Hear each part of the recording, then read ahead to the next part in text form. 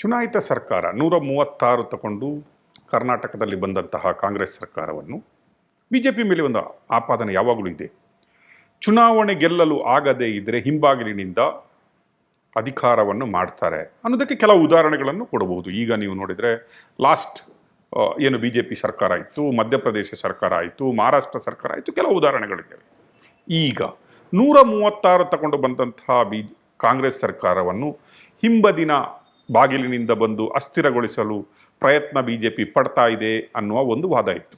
ಅದರ ಹಿಂದೆ ಬಿಜೆಪಿಯವರು ಯಾವಾಗಲೂ ಕೆಲವು ನಾಯಕರುಗಳು ಹೇಳ್ತಾ ಇದ್ದಾರೆ, ನಾಳೆ ಹೋಗುತ್ತೆ ಸರ್ಕಾರ, ನಾಳ್ದು ಬೀಳುತ್ತೆ, ಈಗ ಬರ್ತಾ ಇದೆ, ದೀಪಾವಳಿಯ ನಂತರ ಕರ್ನಾಟಕದಲ್ಲಿ ಕಾಂಗ್ರೆಸ್ ಸರ್ಕಾರ ಪತನವಾಗಲಿದೆ ಅನ್ನುವ ಭವಿಷ್ಯವನ್ನು ನಿಮ್ಮ ನಾಯಕರು ನುಡಿಲಿಕ್ಕೆ ಶುರು ಮಾಡಿದ್ದಾರೆ. ಈ ಆಪಾದನೆಗೆ ಪುಷ್ಟೀಕರಿಸುವಂತಹ ಹೇಳಿಕೆಗಳನ್ನು ನಾಯಕರು ಕೊಡ್ತಾ ಇದ್ದಾರೆ. ಚುನಾಯಿತ ಸರ್ಕಾರವನ್ನು ಹಿಂಬದಿಯ ಬಾಗಿಲಿನಿಂದ ಬಂದು ಅಲುಗಾಡಿಸಲು ಪ್ರಯತ್ನ ಮಾಡಿದರೆ ಏನು ಅನಿಸುತ್ತೆ ಈ ಬಗ್ಗೆ? 136 ಸ್ಥಿರವಾಗಿರ್ತಕ್ಕಂಥ, ಸುಭದ್ರವಾಗಿರ್ತಕ್ಕಂಥ, ಒಳ್ಳೆ ಗೌರ್ಮೆಂಟ್ ಕೊಡಲಿಕ್ಕೆ ಕೊಟ್ಟಿರೋ ಮೆಜಾರಿಟಿ, ಭ್ರಷ್ಟಾಚಾರ ನಡೆಸಲಿಕ್ಕಲ್ಲ. ಅವರು ಭ್ರಷ್ಟಾಚಾರ ನಡೆಸೋದಕ್ಕೆ ಲೈಸೆನ್ಸು ಅಂತ ಭಾವಿಸಬಾರ್ದು ಅನ್ನೋ ಮಾತನ್ನು ಪುನರುಚ್ಚಾರ ಮಾಡ್ತಾ, ನಾವು ಯಾವುದೇ ರೀತಿ ಡಿಸ್ಟೆಬಿಲೈಸ್ ಮಾಡೋಕ್ಕೆ ಪ್ರಯತ್ನ ಪಟ್ಟಿಲ್ಲ. ಅವರು ಸುಮ್ಮನೆ ಆರೋಪ ಮಾಡ್ತಿದ್ದಾರೆ.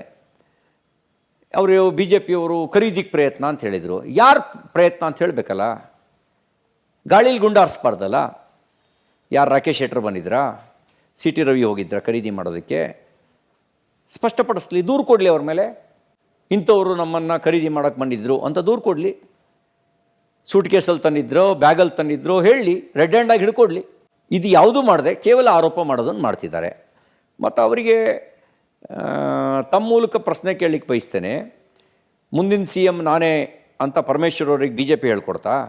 ಏನು ಮಾತುಕತೆ ಆಗಿದೆ ಅಂತ ನಮಗೆ ಹೈಕಮಾಂಡ್ಗೆ ಗೊತ್ತು ಅಂತ ಸುರೇಶ್ ಅವರು, ಡಿ ಕೆ ಸುರೇಶ್ ಹೇಳಿದ್ರಲ್ಲ, ಸಿದ್ದರಾಮಯ್ಯ 5 ವರ್ಷ ಇರ್ತಾರೆ ಅಂತ ರಾಜಣ್ಣ ಕೊಟ್ಟು ಹೇಳಿಕೆಗೆ ಅವ್ರು ಕೊಟ್ಟು ಕೌಂಟ್ರು. ಅದು ನಾವು ಹೇಳ್ಕೊಟ್ಟಿದ್ವಾ? ಎಂ ಬಿ ಪಾಟೀಲ್ರಿಗೆ ಮುಖ್ಯಮಂತ್ರಿ ರೇಸಲ್ಲಿ ನಾನು ಇದ್ದೀನಿ ಅಂತ ಹೇಳಿ ಅಂತ ನಾವು ಹೇಳಿದ್ವಾ? ಶಾಮನೂರು ಶಿವಶಂಕರಪ್ಪ ಅವ್ರಿಗೆ ನಾವು ಹೇಳ್ಕೊಟ್ಟಿದ್ವಾ? ಬಸವರಾಜ ರಾಯರೆಡ್ಡಿಗೆ ನಾವು ಹೇಳ್ಕೊಟ್ಟಿದ್ವಾ? ನಮ್ಮ ಮೇಲೆ ಯಾಕೆ ದೇಶಪಾಂಡೆ ಅವ್ರಿಗೆ ನಾವೇ ಕೊಟ್ಟು ಸ್ಟೇಟ್ಮೆಂಟ್ ಕೊಡಿಸಿದ್ದು? ನಮ್ಮ ಮೇಲೆ ಯಾಕೆ ಆರೋಪ ಮಾಡ್ತೀರಿ? ನೀವು ಬಂಡೆ ಥರ ಇದಿರಲ್ವಾ? ಬಂಡೆ ಥರನೇ ಇರಿ, ಯಾರೇನು ಮಾಡ್ತಾರೆ ನಿಮ್ಮನ್ನು? ಬಂಡೆ ಥರ ಇದ್ದೀವಿ ಅಂತ ಸಿದ್ದರಾಮಯ್ಯನ ಮೇಲೆ ಉರುಳು ಬಿದ್ದರೆ ಸಿದ್ದರಾಮಯ್ಯನವ್ರನ್ನ ಉಳಿಸೋಕೆ ಯಾರ ಕೈಲಾಗತ್ತೆ?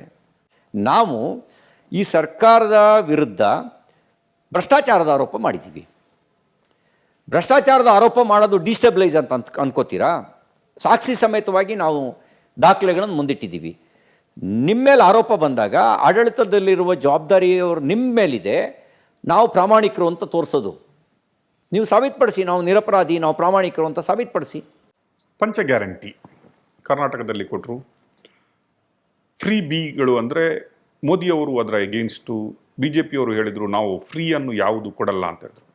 ಎಲ್ಲೋ ಈಗ ಮಹಾರಾಷ್ಟ್ರಕ್ಕೆ ಬಂದಾಗ 1,500 ತಿಂಗಳು, ಅಲ್ಲಿ ಬಂದಾಗ ಲಾಡ್ಲಿ ಬೆಹನ, ಎಲ್ಲೋ ನೀವು ಕಾಂಗ್ರೆಸ್ನ ಫ್ರೀ ಬಿ ಪುಟ್ ಸ್ಟೆಪ್ಪನ್ನು ಫಾಲೋಅಪ್ ಮಾಡ್ತಾ ಇದ್ದೀರಾ? ಯಾಕೆ ನೋಡಿ, ರಣನೀತಿ ಅಂತ ಒಂದು ಶಬ್ದದ ಪ್ರಯೋಗ ಆಗುತ್ತೆ, ಯುದ್ಧ ನೀತಿ ಅಂಥೇಳಿ. ಎದುರಾಳಿ ಆಗ್ನೇಯಾಸ್ತ್ರ ಬಿಡ್ತಾ ಇದ್ದರೆ ನಾವು ಅದಕ್ಕೆ ಪ್ರತ್ಯಸ್ತ್ರವನ್ನು ಬಿಡಬೇಕು. ಆಗ್ನೇಯಾಸ್ತ್ರಕ್ಕೆ ಅವರ 5 ಗ್ಯಾರಂಟಿಗೆ ನಿಮ್ಮ 1 ಗ್ಯಾರಂಟಿ. ವಾಯುವ್ಯಾಸ್ತ್ರ ಬಿಟ್ಟರೆ ಬೆಂಕಿ ಇನ್ನಷ್ಟು ಜೋರಾಗುತ್ತೆ.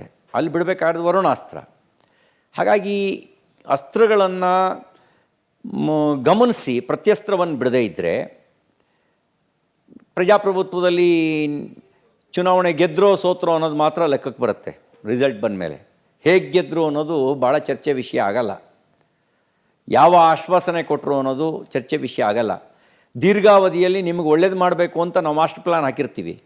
ನೀವು ದೀರ್ಘಾವಧಿನ ಬಿಟ್ಟು ಅಲ್ಪಾವಧಿನೇ ಗಮನಿಸ್ತೀರಿ ಅಂದಾಗ ನಾವು ಸ್ಟ್ರಾಟಜಿಯ ಭಾಗವಾಗಿ ಅಲ್ಪಾವಧಿನ ಅಳವಡಿಸ್ಕೊಳ್ಬೇಕಾಗತ್ತೆ. ಅದು ಸ್ಟ್ರಾಟಜಿಯ ಭಾಗ. ಅದು ನಮ್ಮ ಗುರಿ ಬಡವನನ್ನು ಬಡತನದಿಂದ ಮೇಲೆತ್ತೋದು ನಮ್ಮ ಗುರಿ. ಬಡವ ಅವನು ಕೂಡ ಆರ್ಥಿಕವಾಗಿ ಬಲ ಆಗಬೇಕು, ಅವನು ಸ್ವಾಭಿಮಾನಿ ಆಗಬೇಕು, ಬೇಡದ ಸ್ಥಿತಿಲಿ ಇರಬಾರ್ದು, ಅವನು ನೀಡುವ ಶಕ್ತಿ ಬರಬೇಕು ಅವನಿಗೆ ಅಂತ ಲಾಂಗ್ ಟರ್ಮ್ ಪ್ಲಾನು ಇಟ್ಕೊಂಡು ಶಾರ್ಟ್ ಟರ್ಮು ಎಲೆಕ್ಷನ್ ಸ್ಟ್ರಾಟಜಿನೂ ಮಾಡಬೇಕಾಗತ್ತೆ. ಇದು short term election strategy. Long term plan Bharat ಬಡತನ ಮುಕ್ತ ಆಗಬೇಕು, ಭಾರತದಲ್ಲಿ ಬಡವ ಅವನು ಬಲಾಢ್ಯ ಆಗಬೇಕು ಅನ್ನೋದು ನಮ್ಮ ಲಾಂಗ್ ಟರ್ಮ್ ಸ್ಟ್ರಾಟಜಿ. ಅದನ್ನ ಇಟ್ಕೊಂಡು ಪ್ಲಾನ್ ಮಾಡ್ತೀವಿ.